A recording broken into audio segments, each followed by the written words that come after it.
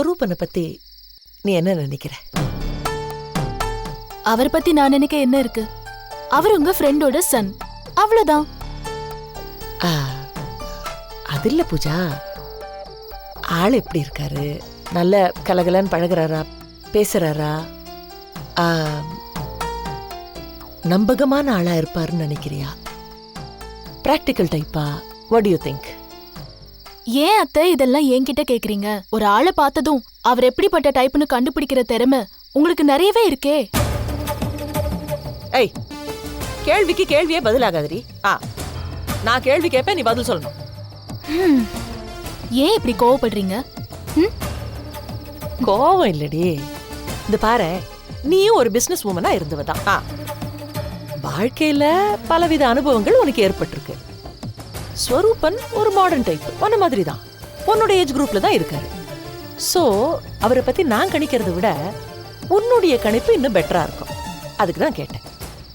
நீங்க கேக்குறத பார்த்தா அவருக்கு ஏதோ ஒரு பெரிய பொறுப்பு ஒப்படைக்க போற மாதிரி, உங்க சொத்தையே ஒப்படைக்க போற மாதிரி இல்ல கேக்குறீங்க? வாஸ்தவம் தாம்மா. ஆக்சுவலி சொத்துன்னு நீ சொல்றது கூட ஒரு அண்டர் ஸ்டேட்மெண்ட் தாம்மா. சொத்தை விட பல மடங்கு அதிகமா இருக்கிற என் உயிரையே ஒப்படைக்க போறேன்னு வச்சுக்கேன். அத்தை, அதுக்கு அந்த பையன் தகுதியானவனா? சஸ்பென்ஸ் எல்லாம் பலமா தான் இருக்கு. ஸ்வரூபன் பரவாயில்ல. பரவாயில்லையா? ஓகே. ஓகேவா? You like him? உங்களுக்கு என்ன வேணும்? நீங்க இவ்ளோ சந்தோஷப்படுறத பார்த்தா ஏதோ வேற ஒரு காரியத்துக்காக அவர் வர வச்ச மாதிரி இல்ல தோணுது. எஸ்.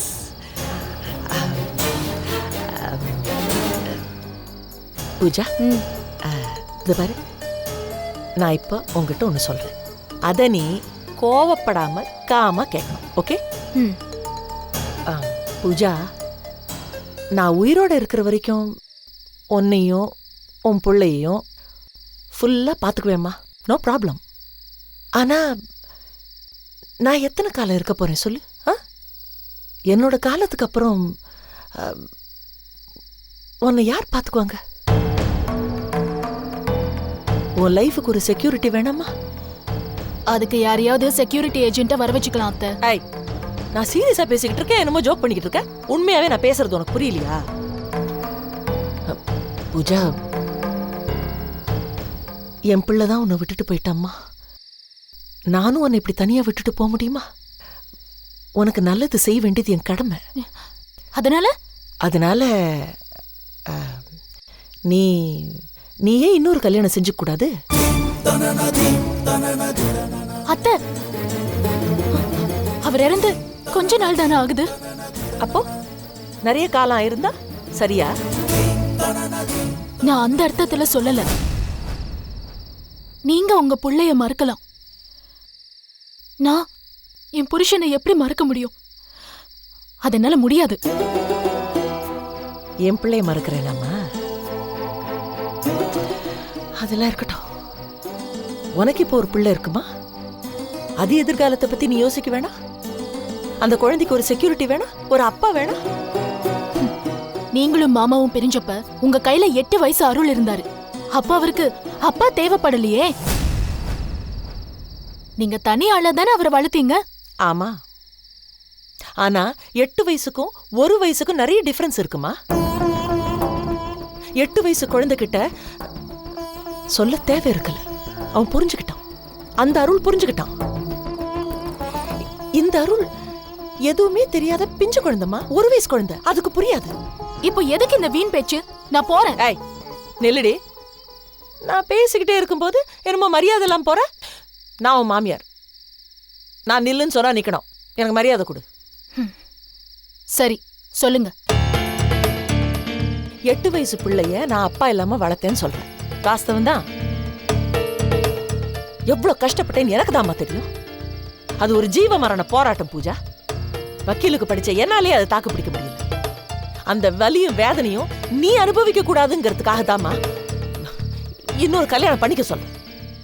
ஓ, அப்ப இதுக்காக தான் அந்த ஸ்வரூபனை வர வச்சிருக்கீங்க. அவர் பப்ளிக் ப்ராசிக்யூட்டர் அது இதுன்னு சொன்னதெல்லாம் பொய். ஏய், அது போய் கிடையாதுடி. உண்மையாகவே பப்ளிக் ப்ராசிக்யூட்டர் போஸ்ட் வந்திருக்கு. ஆர்டருக்காக வெயிட் பண்ணிட்டு இருக்கான். என்னமோ பண்ணுங்க, இனிமே இத பத்தி என்கிட்ட பேசாதீங்க. ஏய் please please please Pooja please. இது பாரு, நீ கொஞ்ச நாளைக்கு அவருடைய நடவடிக்கை எல்லாத்தையும் அப்சர்வ் பண்ணு, நோட் பண்ணிட்டு அதுக்கப்புறமா அவர் முடிவெடுமா ப்ளீஸ். நான் இப்பவே முடிவு பண்ணிட்டேன். ஒண்ணு இந்த வீட்ல அவர் இருக்கணும், இல்ல நான் இருக்கணும். இனிமே நீங்களே முடிவு பண்ணுங்க.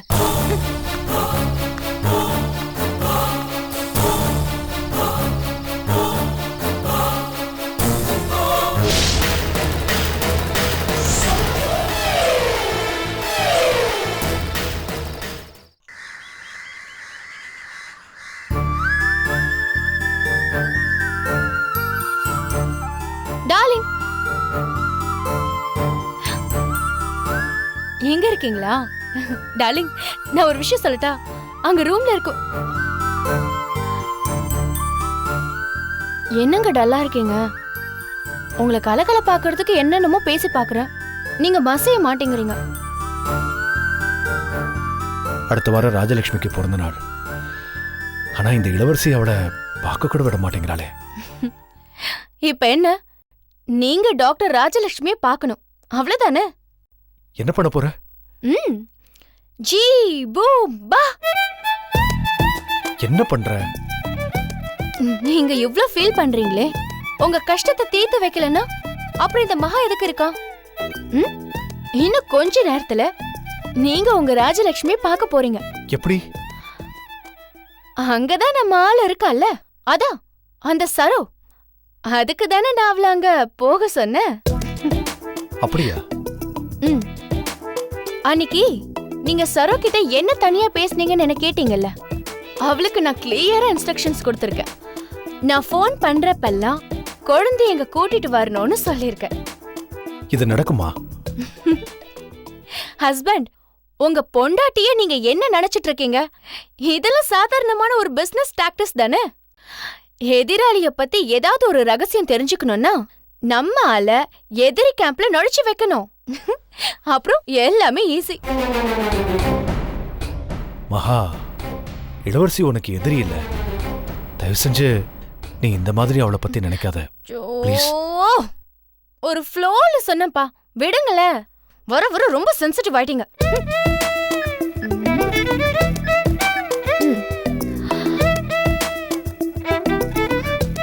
ஹலோ சரோ. அம்மா, எப்படி இருக்க? நல்லா இருக்கேம்மா.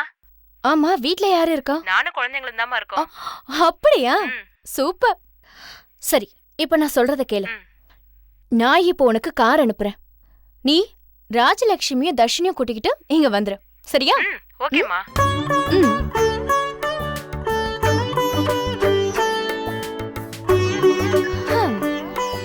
ஹஸ்பண்ட், இன்னும் ½ an hourல உங்க டாக்டர் ராஜலட்சுமி இங்க இருப்பாங்க, ஓகே? மகா, ரொம்ப தேங்க்ஸ் மகா. ஐயோ, வர வர நீங்க குழந்தை ஆயிட்டு இருக்கீங்க. எப்ப பாரு தேங்க்ஸ் சாரி சொல்லிக்கிட்டு. சி, இருங்க வர.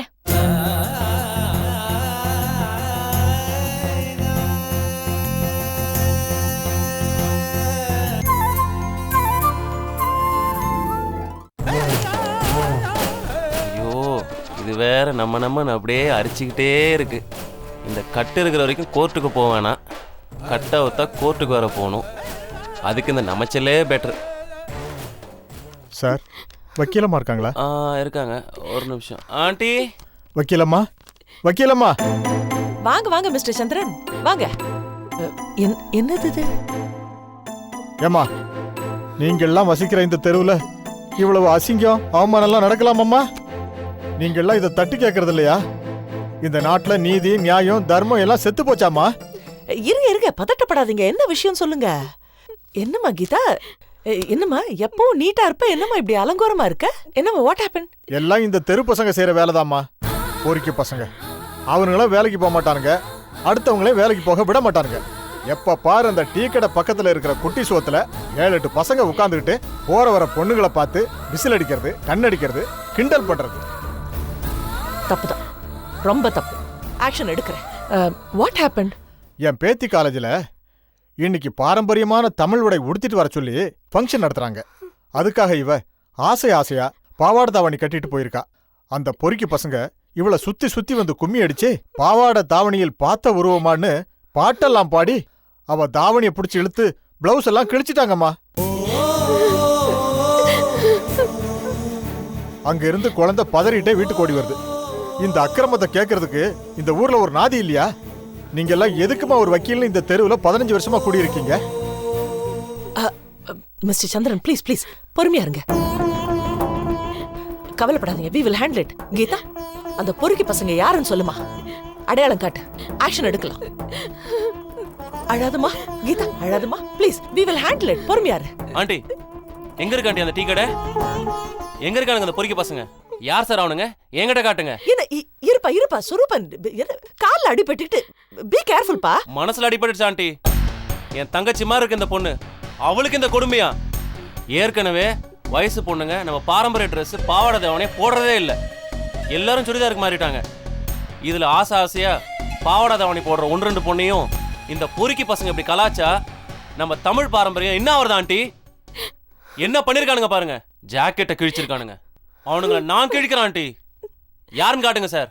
இந்த மாதிரி பண்றவனுங்களை விடவே கூடாது. என்ன சார் பேசாம நிக்கிறீங்க? ஒவ்வொருத்தரையும் முட்டிக்கு முட்டி தட்டணும் சார். ஈவ் டீசிங் பண்ணதுக்கு செக்ஷன் 298A செக்ஷன் 298Bல அவங்க எல்லாரையும் 3 மாசம் உள்ள தள்ளிடலாம். ஆபாசமா பேசியிருந்தாலோ இல்ல நடந்திருந்தாலோ செக்ஷன் 292ல 2000 ரூபாய் ஃபைனை போட்டு 2 வருஷம் உள்ள தள்ளிடலாம் சார். அதுவும் முதல் தடவை அந்த தவறை பண்ணா 1 வருஷம். இதுக்கு முன்னாடியே இந்த தவறை பண்ணியிருந்தாங்கன்னா 5000 ரூபாய் ஃபைனை போட்டு 5 வருஷம் உள்ள தள்ளிடலாம். இந்த பொண்ணுக்கும் உங்களுக்கும் மன உளைச்சல் கொடுத்து ஆபாசமா எதையாவது சேகையாவோ பொருளாவோ காமிச்சிருந்தாங்கன்னா ஐபிசி செக்ஷன் 509ல 1 வருஷம் கடுங்காவல் தண்டனை வாங்கி கொடுத்து முட்டிய பேத்தரலாம் சார். ஜாக்கெட் எல்லாம் கிழிச்சிருக்கானுங்க. பாலியல் வன்கொடுமை முயற்சிக்காக செக்ஷன் 375ல அவனுங்களை உள்ள தள்ளி கதற அவனுங்களை பின்னி எடுக்கலாம் sir. You don't worry sir. Thank you Suroopan. It's okay aunty. Mister Chandran, பாத்தீங்களா, நான் ஆறுதலா உங்ககிட்ட ஒரு வார்த்தை சொல்றதுக்கு முன்னாலேயே சொரூபன் அத்தனை பாயிண்ட்ஸையும் புட்டு வச்சுட்டு உங்க மனசுக்கு நிம்மதியை கொடுத்துருக்காரு. உங்க பேத்தியை எப்படி ப்ரொடெக்ட் பண்ணலான்லாம் சொல்லியிருக்காரு. அந்த ராஸ்கல்ஸையும் எப்படிலாம் தண்டிக்கலான்றதெல்லாம் சொல்லியிருக்காரு. இந்த மாதிரி லாயர்ஸ் இருக்கிற வரைக்கும் நம்ம யாருமே கவலைப்பட தேவையில்லை. Don't worry, will handle it.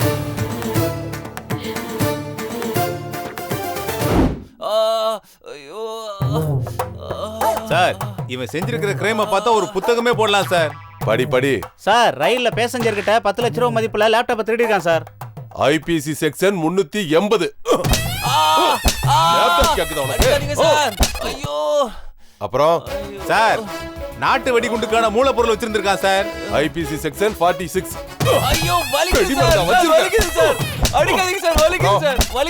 Ulundurpet Adikesa Perumal கோயில்ல இருந்து 6 ஐம்பொன் சிலையை திருடிருக்கான் சார். சாமி கிட்டே திருடுறியா? Section 414 378 2 section.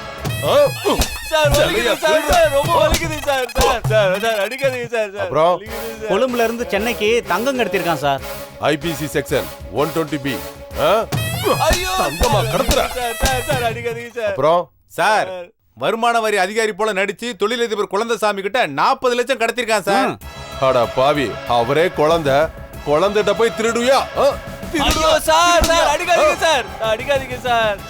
ஏயா, லிஸ்ட் முடிஞ்சதா இல்ல இன்னும் இருக்கா? சார், இன்னும் பாதி கூட படிச்சு முடிக்கல சார். ஐயோ சார், என்ன கொன்னுடாதீங்க சார். சார், மந்தவெளி மசாஜ் கிளப்ல ஆந்திரா அழகிகளை வச்சு விபச்சாரம் பண்ணிருக்கான் சார். செக்ஷன் 373. ஐயோ சார், வில்லிவாக்கத்துல சேல்ஸ் ஆன நிலத்தையே திரும்ப வித்திருக்கான் சார். செக்ஷன் 464. ஐயோ சார், அடிக்காதீங்க சார். இது வரைக்கும் எந்த தப்பும் பண்ணல. அப்புறம் சார், ஆரம்ப சுகாதார நிலையத்துல அதிகாரி போல கையெழுத்து போட்டு ஆதம்பாக்கத்துல 30 லட்சம் ரூபாய் கையாடல் பண்ணிருக்கான் சார். செக்ஷன் 476. ஆமா சார். அப்புறம் புளியந்தோப்புல பூஜை செய்யறதா பொம்பளைங்கிட்ட நகையை திருடிருக்கான் சார். செக்ஷன் 390. ஐயோ சார் முடியல சார். போரூர்ல போதை மாத்திரை சப்ளை பண்ணிருக்கான் சார். செக்ஷன் 168. ஐயோ போடுங்க சார், போடுங்க சார். அடிங்க சார். ஒரு நல்லா போடுங்க சார். சார், கோடம்பாக்கம் ஆஸ்பத்திரியில குழந்தைய திருடி இருக்கான் சார். யோ போதியா, இதுக்கு மேல உன்னை அடிச்சா கொலை கேஸ் விழுந்துரும். ரொம்ப முக்கியமான மேட்டர் இருக்கு சார். என்னையா சார், போலீஸ் மாதிரியே நடிச்சு கட்ட பஞ்சாயத்து பண்ணி மாம்பழத்துல மாமூல் வசூல் பண்ணிருக்கான் சார். ஆடா பாவி, எங்க தலையிலே கவிச்சியா? இதுக்கு செக்ஷனே கிடையாது. இல்லடா. என்ன பண்ணலாம் சுரூபன், நீயே சொல்லு. என்னோட அனுபவத்துல ஆண்டி, வாத்தியார் கம்பெடுத்து அடிச்சு ஒரு செக்ஷனா எனக்கு பாடம் கத்து கொடுத்தாரு. பரவாயில்லையே, நாட் பேட். மிஸ்டர் சந்திரன், இவர் பப்ளிக் ப்ராசிக்யூட்டர் ஆக போறாரு. என்னோட பிரச்சனைக்கு ஒரு முடிவு சொல்லுங்கம்மா. அதுதான் சொல்றேன், பப்ளிக் ப்ராசிக்யூட்டரை ஹேண்டில் பண்ணுவாரு. சுரூபன், இந்த பசங்க மேல கேஸ போட்டுடலாம்ப்பா. ஐயோ வேணாம் ஆண்டி, நான் சொல்றேன், இந்த கேஸை வெளிப்படையா நடத்தினா பாவம் இந்த பொண்ணு பேர் தான் பப்ளிக் அடிப்படும். பேப்பர்லயும் டிவிலையும் கண்டபடி நியூஸ் வந்துடும். கல்யாண வயசுல இருக்கிற பொண்ணை பத்தி இப்படி தப்பா நியூஸ் வந்தா அவ எதிர்காலமே பாழா போயிடும் ஆண்டி. அதனால இந்த கேஸை வேற மாதிரி ஹேண்டில் பண்ணலாம். கலாட்டா பண்ணவங்க யாருன்னு சொல்லுங்க, எனக்கு தெரிஞ்ச இன்ஸ்பெக்டர்கிட்ட சொல்லி இந்த பொண்ணு பக்கமே வராம நான் பாத்துக்கிறேன். சரி, நீங்க கிளம்புங்க. இருப்பா இல்ல, அந்த பொறுக்கி பசங்களை கோர்ட்டுக்கு இழுக்கணும். இது ஒரு பாடமா இருக்கணும் எல்லாருக்கும். குறைஞ்சபட்சம் 2 வருஷம் ஜெயில் தண்டனை வாங்கி கொடுக்கணும். வேணாம். ஏம்மா, என்னம்மா சொல்ற? நான் கோர்ட்டுக்குள்ள வரமாட்டேன். அப்புறம் யாரும் என்ன மதிக்க மாட்டாங்க. இவர் சொல்றதுதான் கரெக்ட். காது வச்ச மாதிரி போலீஸை வச்சு டீல் பண்ணுங்க. அவங்க என் பக்கம் வராம இருந்தா அதுவே போதும். நான் சாயந்தரம் வந்து அந்த பசங்களை அடையாளம் காட்டுறேன். Okay sir. நீங்க நல்லா இருக்கணும். பரவாயில்ல, போயிட்டு வாங்க. ஆமா. ஸ்வரூபன், அசத்திட்டுப்பா. Really I am very happy for you. இப்பெல்லாம் லா காலேஜில் படிச்சுட்டு வெளியில் வர அட்வொகேட்ஸு சட்ட ஒழுங்கு கரெக்டாக இருக்கணும், நீதி நேர்மையாக இருக்கணும், இதை மட்டும் தான் பார்ப்பாங்க. அந்த பாதிக்கப்பட்டவங்களோட பாயிண்ட் ஆஃப் வியூவை பார்க்கவே மாட்டேங்கிறாங்க. ஆனால் இந்த வயசில் சட்டம் ஒரு பக்கம் இருக்கட்டாண்டி, பாதிக்கப்பட்டவங்களோட பாயிண்ட் ஆஃப் வியூ தான் முக்கியம் அப்படின்னு நீ பேசின பாரு. I really appreciate you. Thank you aunty. God bless you. Thanks. நான் கோர்ட்டுக்கு போயிட்டு வரேன். Okay aunty.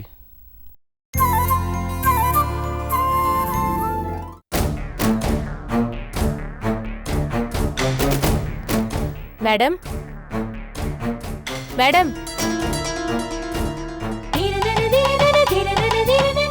லட்சுமி, வா. எப்படி இருக்கீங்க?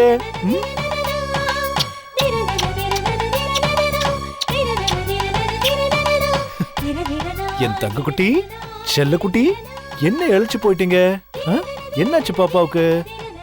சரி, அப்பா வீட்டுக்கு வந்த உடனே அம்மா அடிச்சிடலாம் 2 பேரும் சேர்ந்து. சரியா? சரி. எப்படிமா இருக்கீங்க? சாப்பிட்டீங்களா? அப்பா வரல போமா. வணக்கம்மா. வணக்கம். என்னடி சொல்லும்? ஏண்டா என்ன சாக்லேட் படி? சரி, வாங்க போய் சாக்லேட் சாப்பிடலாமா? வாங்க. என் செல்ல குட்டியை பார்த்து எவ்வளவு நாள் ஆச்சு. எனக்கு எவ்வளவு சந்தோஷமா இருக்கு தெரியுமா? இல்லம்மா. சரி. தங்க அக்கா இல்லையாம்மா? அவங்க மாங்காடு கோயில் போயிருக்காங்க. சாயந்தரம் தான் வருவாங்க. ஓ, என்ன குட்டி, என்ன வேணும் உங்களுக்கு? ஐயோ அம்மா, என்னாச்சு? இளவரசி அம்மா ஃபோன் பண்ணிட்டாங்கம்மா. ஐயோ, இப்போ நான் என்ன பண்றதுன்னு தெரியலையம்மா. இரு எடுக்கலன்னா தப்பா போயிடும். ஒரு நிமிஷம். செல்லம், பிடிங்க சாக்லேட், பிடிங்க. அங்க போய் உட்காந்து சாப்பிடுங்க. நீ வா. அம்மா, பேசு. என்ன பேசணும்? குழந்தைங்க தூங்கிட்டு இருக்காங்கன்னு சொல்லி பேசு. ஹலோ சரோ, என்னாச்சு? போன் எடுக்க இவ்ளோ நேரம்? அம்மா, நான் பின்பக்கம் துணி துவைச்சிட்டு இருந்தம்மா. அப்படியா? ஆமா. என்ன பின்பக்கம் இருக்குன்னு சொன்னா பின்ன கிச்சன்ல குக்கர் சத்தம் கேக்குது? அம்மா, லேசா தலை வலிச்சுதுமா, அதான் காஃபி போட்டு குடிக்கலான்னு வந்தேம்மா. துணி துவைக்கிறேங்கிற பின்னாடி கிச்சன்ல இருக்கேங்கிற. குழந்தைங்க இருக்காங்க, நீ பாட்டுக்கு அடுப்புல எதுவும் வச்சுட்டு மறந்துடாத, சரியா? இல்லம்மா, குக்கர் வச்சுட்டு போய் துணி துவைச்சிட்டு இருந்தேன். உங்க போன் வந்தது, அதை எடுத்து பேசிக்கிட்டே கிச்சனுக்கு வந்துட்டேம்மா. அதுக்குள்ள குக்கர் விசில் அடிச்சிடுச்சுமா. குருமா வெளியில வச்சுட்டு வந்திருக்கேன், எடுத்து முதல்ல சூடு பண்ணு, இல்லனா கெட்டு போயிடும். சரிங்கம்மா. சரி, ஜாக்கிரதை. சரிங்கம்மா. ஆமா, ராஜலட்சுமி என்ன பண்றா? குழந்தை தூங்குதுமா. தூங்குறாளா? ராஜி இந்த நேரத்துல தூங்க மாட்டாளே. மத்தியான நேரத்துல தானே தூங்குவா? ஒருவேளை குழந்தைக்கு ஏதாவது உடம்பு சரியில்லையா? ஹலோ சரோ, அது என்னாச்சு? ஏன் இப்ப தூங்குறா? லேசா இருமல் வந்துச்சு. இருமல் மருந்து 2 ml கொடுத்தேன். ஒருவேளை அதனால கிறக்கமாய் தூங்குறான்னு நினைக்கிறேம்மா. இருமலா? ஐயோ, சரி கொஞ்சம் பாத்துக்கோ. சரிங்கம்மா. அப்போ தர்ஷினி என்ன பண்றா? அது இந்த குழந்தைய பார்த்து அந்த குழந்தை தூங்கிடுச்சுமா. அவளும் தூங்குறாளா? எல்லாமே புதுசு புதுசா இருக்கு. சரி, நல்லா பாத்துக்கிட்டா சரி. அம்மா, நீங்க எதுக்குமா திடீர்னு ஃபோன் பண்ணிருக்கீங்க? ஏன் பண்ணக்கூடாதா? அதுல உனக்கு ஏதாவது பிரச்சனையா? ஐயோ, அது இல்லம்மா. ஃபோன் பண்ணி ஏதேதோ விசாரிக்கிறீங்களா? ஃபோன் பண்ண காரணத்தை மறந்துடுவீங்களோன்னு தான். அதான் கேட்டம்மா. ராஜகுரல கேட்கணும் போல இருந்துச்சு, அதான் ஃபோன் பண்ணேன். அம்மா, என் செல்லு சார்ஜ் கம்மியா இருக்குமா. ஃபோனை சீக்கிரம் வைங்கன்னு சொல்றியா? ஐயோ, அப்படி இல்லம்மா. சரி, ராஜி எழுந்ததுக்கு அப்புறம் எனக்கு ஃபோன் பண்ணு. நான் அவ குரலை கொஞ்சம் கேட்கணும். சரிங்கம்மா. சரி.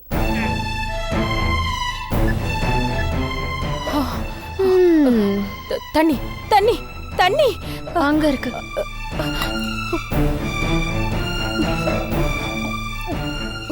பொறுமையா. என்ன கிடுக்குப்பிடி போட்டுதுமா அந்தம்மா. அடேங்கப்பா. அப்பா, நீயும் பிரமாதமா சமாளிச்ச விடு. நான் கழுவுற மீன்ல நழுவுற மீனுமா? இதெல்லாம் பிரமாதமா சமாளிப்பேன். Very good. இந்த வேலைக்கு கரெக்டான ஆளை தான் செலக்ட் பண்ணிருக்கா இந்த மகா. ஆமா, இளவரசி உனக்கு எவ்வளவு சம்பளம் பேசியிருக்காங்க? 1500 ரூபாய். ஓகே, நான் 3000 ரூபாய் எக்ஸ்ட்ரா தரேன். அம்மா. ஆனா ஒரே ஒரு கண்டிஷன்.